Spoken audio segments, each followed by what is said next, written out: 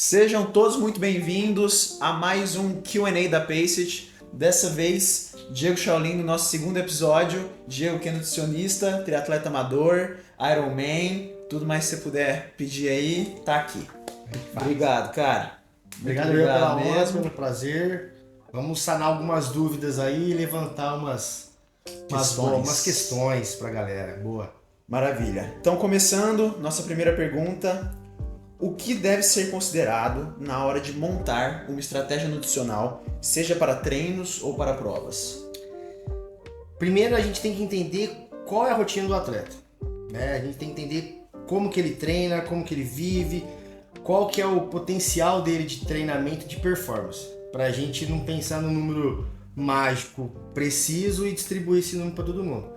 E aí nós vamos treinando essa parte de carboidrato, gordura, proteína, para que ele efetive essa performance dele no dia da prova. E pensando nessa logística toda, você tem que vir treinando com o atleta também, bem parecido com os dias de prova, né? Toda a alimentação, você não vai fazer uma coisa no treino e fazer uma outra diferente no dia de prova, independente da distância da prova, né? Diminuir as surpresas que ele pode vir a ter. Exatamente, para que no dia da prova seja só mais um dia de treino, né? Que ele tem que fazer, vamos falar que está trivial para ele aquela ingesta, aquela alimentação, suplementação, que flua naturalmente, né? Maravilha. Falando sobre a ingesta de carboidratos no intratreino ou no intraprovas, como a gente consegue evitar aqueles desconfortos gástricos, dores de barriga, diarreia, sensação de estufamento que os corredores principalmente vêm tendo? Essa é uma questão legal. Essa é uma questão que muita gente acha que é somente a qualidade do gel, do carboidrato ingerido, né? Mas temos também as particularidades do atleta. Ele transpira muito, ele perde muita água, ele perde muito suor, ele perde muito sais, porque o carboidrato ele precisa de uma solução para ser absorvida melhor no seu organismo. Então não é você jogar e vai virar mágica, vai absorver 100%. Então se ele está desidratado, se ele está perdendo muitos sais, esse carboidrato vai cair mais agressivamente no estômago. Então aí vem a náusea, vem desconforto gástrico, vem diarreia. Então, primeira parte é entender se ele está extremamente hidratado e qual a qualidade desse carboidrato, para que ele venha treinando esse número de carboidrato perante e juntamente com a hidratação dele, para que otimize isso, né? Maravilha. Falando um pouco agora dessa questão da hidratação e dos eletrólitos, quais são as importâncias que os eletrólitos têm? Quais são as funções dos diferentes eletrólitos, como a gente pode usar isso nas nossas provas de uma maneira controlada para evitar qualquer tipo de problema. Esse é o néctar, né? Porque aqui no assentado agora nós estamos perdendo sais. Na contração muscular a gente está perdendo sais. Na transpiração nós estamos perdendo sais. Estamos vendo? Não, mas nós estamos perdendo. Então o ponto é, essa ingesta tem que ser constante ao longo do dia. Se eu chegar num ponto que eu gasto mais, eu tenho que entender isso e suprir mais. E durante a prova, claro, que pela contração muscular, suor, estresse, você tem uma perda maior de sais, correto? Então eu tenho que ter essa ingesta controlada e eficaz o tempo todo. Só de potássio são os que mais a gente perde, né? Que equilibra a nossa termorregulação, que tem a nossa contração muscular, sudorese e tudo mais. Mas toda a cadeia de sais, elas são importantes, cada uma mais que a outra, mas a quantidade que a gente ingere dentro da prova dos outros minerais são insignificantes. Então assim, a gente pode pensar muito facilmente em só de potássio, né? Pela otimização dessa contração muscular de manter a performance de cabo a rabo do atleta. Maravilha. E sobre a questão da água na véspera das provas, a gente vê muitas pessoas, às vezes, sobrecarregando a quantidade de água e não repondo os eletrólitos juntamente com essa água. Isso é um erro comum, porque muita gente acha, eu tenho que estar hidratado. O que é estar hidratado? Não é somente a água, porque você não armazena a água somente. E se você joga muita água nos eletrólitos, você dissolve esses eletrólitos. ficando mais ralo, essa contração muscular fica mais dificultada. Então, essa hiperidratação é facilmente de você perder performance no dia seguinte. Então, você tem que vir treinando também, como no começo da outra pergunta, você tem que vir treinando essa hidratação, vir treinando não somente a água, mas os eletrólitos no dia anterior, para que você comece essa prova, esse treino específico, vamos falar assim, no 0 a 0, para otimizar esse treino. Então, é um erro muito comum de você superestimar essa água e esquecer dos eletrólitos, isotônicos, água de coco, suco de frutas. Então essa parte é muito importante salientar, que faz toda a diferença no dia seguinte. Perfeito. Deixando um pouco de lado agora a pauta dos eletrólitos e entrando mais precisamente na pauta dos carboidratos, a gente vê aí que os géis hoje, sejam géis, sejam os drink mixes, tem uma vasta variedade de carboidratos, entre eles malto, glicose, frutose, e temos a tal da palatinose, que está em alta hoje em dia. Queria que você me falasse um pouco sobre esses diferentes carboidratos, como eles se comportam, quais seriam as maneiras mais efetivas de usar eles. Essa é uma pergunta, complexa, mas com a resposta muito simples, de certa forma. Nós temos duas entradas na célula para gerar energia. A frutose ela entra por uma porta e os demais carboidratos entram por outra porta, né? Então, vem se sabendo já há alguns anos de você equalizar os demais carboidratos e a frutose para melhorar, ser mais linear essa ingesta, essa metabolização, de carboidratos ao longo da prova. E aí surgiu há um tempo palatinose, querendo mostrar que você tivesse uma ingesta mais lenta e um nível, uma curva glicêmica menor. Mas peraí, você não quer uma energia rápida? Por que você vai ter que ingerir um carboidrato de lenta absorção? E o quão lento é essa absorção? Né? Se a ribose, destrose, maltose, galactose, qualquer outro carboidrato entra pela insulina e a frutose ela entra por outro hormônio que é o GLUT5, eu vou fazer essa liberação fracionada o tempo todo. E essa lentidão da palatinose ela não é tão lenta assim e também não é eficaz. E ainda tem a reação adversa, vamos falar assim, o efeito colateral, que muita gente não tem uma ingesta facilitada, então tem uma náusea, uma flatulência, algum desconforto gástrico perante a palatinose. Por quê? Essa absorção ela é diferente dos outros. E aí precisa da hidratação e dos eletrólitos mais otimizados. Então, ao meu ver, hoje ela cai muito por terra nessa parte de performance que nós estamos falando de carboidrato dentro das provas, dentro dos treinos. Maravilha. Falamos de eletrólitos, falamos de carboidratos, agora vamos falar de gorduras. A gente sempre tem aquela questão de gordura faz mal, gordura não pode, mas eu queria te perguntar aqui, como que a gente pode estar usando as gorduras boas na nossa dieta? As gorduras são fundamentais, a gente precisa ingerir, né? Tanto as monossaturadas, insaturadas, saturadas, porque a gente precisa das gorduras. Elas têm funcionalidades específicas no nosso corpo. Só que muita gente tem visto agora e tem teimado a questão de você ingerir uma gordura, né? A segue e a torta, a roda, direita, cada um fala de um jeito, para que você use a gordura lá dentro do treino ou lá dentro da prova. Mas como que é essa gordura e como que você vai usar essa gordura? Então, assim, atividade de extrema intensidade, de alta intensidade, jamais você vai usar gordura dentro do treino e das provas, jamais. E a gente vê que a parte competitiva, né, dependendo da distância das modalidades, você vai usar carboidrato. Então essa funcionalidade da gordura cai por terra. A não ser num treino de baixa intensidade, longa duração, você possa fazer uma ingesta de gordura insaturada, uma castanha, um abacate, um azeite, para que você tenha uma otimização dessa energia dentro dessa atividade. Nesse caso específico, tem que ser de baixa intensidade e longa duração. Longa, 2 horas, 3 horas de duração. Mas que não é assim, eu tomar a gordura e ela vai gerar essa energia para mim, porque ela compete com o carboidrato. E se você tiver uma atividade de alta intensidade, como ela precisa de mais sangue para ser quebrada, você vai dar um piripaque aí no meio, vai dar uma baixa, vai dar uma quebra. Então, essa modinha da gordura, perdão, ela precisa ser estudada e aplicada em momentos extremamente específicos. Tem uma funcionalidade de gerar energia, mas extremamente específicos as oportunidades. Perfeito. Agora, falando mais sobre outro tipo de suplementação, e a gente vê que hoje, cada vez mais, as pessoas estão buscando instrução em relação à creatina, em relação à glutamina, em relação à BCAA, em relação à arginina, L-carnitina, tem uma variedade imensa aí. Dinas. Exato.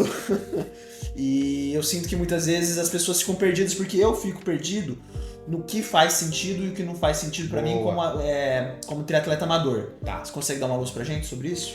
Essa questão aí ela é muito importante de você falar da parte nossa amadora, né? Tem muita gente que fala que ela não tem efetividade, mas qual que é a sua carência nutricional perante aquele substrato, né? Todos esses, tirando o BCA, claro, a gente consegue absorver, a gente consegue através da alimentação, perdão, mas é mínimo. Mas será que eu tenho uma vascularização periférica? Se eu tenho um volume sanguíneo bom que eu não preciso da arginina? Será que a L-carnitina vai ajudar eu transportar mais gordura se eu não tenho uma oxidação otimizada? Esses aminoácidos no papel são muito bonitos. Os nomes são muito bonitos também. Então a efetividade ela vai de acordo com o que está faltando no seu corpo, né? Ela não é só eu tomar e vai dar tudo certo. E tirando a arginina, a glutamina e a creatina, que elas têm muito mais efetividades do que propriamente se vende hoje, né? O BCAA e a L-carnitina, elas são um pouquinho mais furadas, vamos falar assim, né? Não é a palavra certa, mas que elas precisam de muito mais quantidade para ter efetividade no nosso corpo. Então, a L-carnitina e o BCAA, a gente consegue, de certa forma, ficar sem. A glutamina é uma parte de nós melhorarmos nossa célula do intestino, melhorarmos nosso sistema imunológico. A creatina, além dela facilitar a entrada nas células do carboidrato, do substrato, ela é um ótimo antioxidante. Só que muita gente, poucas pessoas sabem dessa efetividade. Mas também não é eu tomar a creatina que eu vou ficar mais potente ou mais forte, tá? E a arginina, ela tem um poder de vascularização. Então ela leva o substrato na parte que está sendo pedida, a musculatura está sendo pedida, com mais facilidade. Mas também não quer dizer que se eu tiver desnutrido, desidratado, faltando ferro na alimentação, por exemplo, eu não vou alimentar meu músculo só porque eu tomei arginina. Então eu tenho que estar minimamente equalizado, minimamente nutrido para fomentar para necessitar e para que eles tenham a real eficácia na prova, nos treinos ou no dia a dia. Maravilha. Falamos bastante aqui sobre os preparativos pré-prova e os cuidados que você tem que tomar. Agora o que eu queria falar um pouco é sobre a questão do macrociclo. A gente sabe que tem os períodos de base, a gente sabe que tem os períodos que a gente está aumentando o volume, aumentando a intensidade, a gente sabe que tem o polimento, também conhecido como tapering.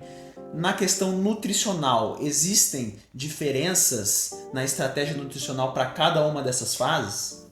Existe. Respondendo curto e grosso, existe, ponto final. Mas é muito legal esse ponto porque os educadores físicos, os profissionais de educação física, por muito tempo brigou, porque essa nomenclatura periodização era deles, periodização de treinos, mas existe a periodização nutricional. Então você não faz sentido você correr 100 km na semana e necessitar energeticamente igualmente quando você corre 40. E aí precisa de mais vitaminas, mais minerais, mais proteína, talvez mais gordura, menos gordura. E aí que está o lance de você conhecer o atleta, de você conhecer a modalidade. Não é eu pegar uma receita de bolo e entregar e ver só na competição. Então tem toda uma preparação, uma periodização sim para esses macrociclos, mesociclos, microciclos, para que você otimize cada vez mais a performance do seu atleta.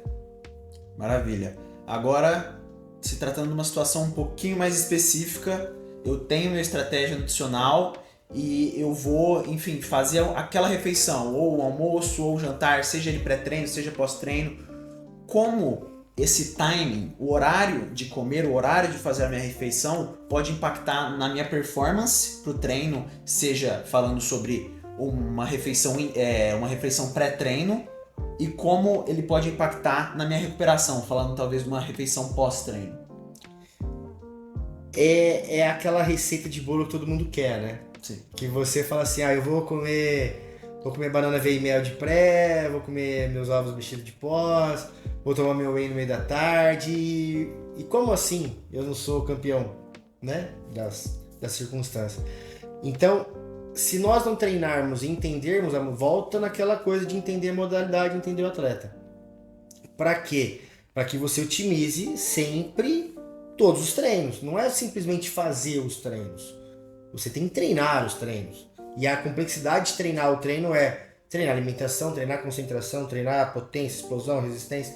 Então essas peculiaridades faz o atleta complexo, né?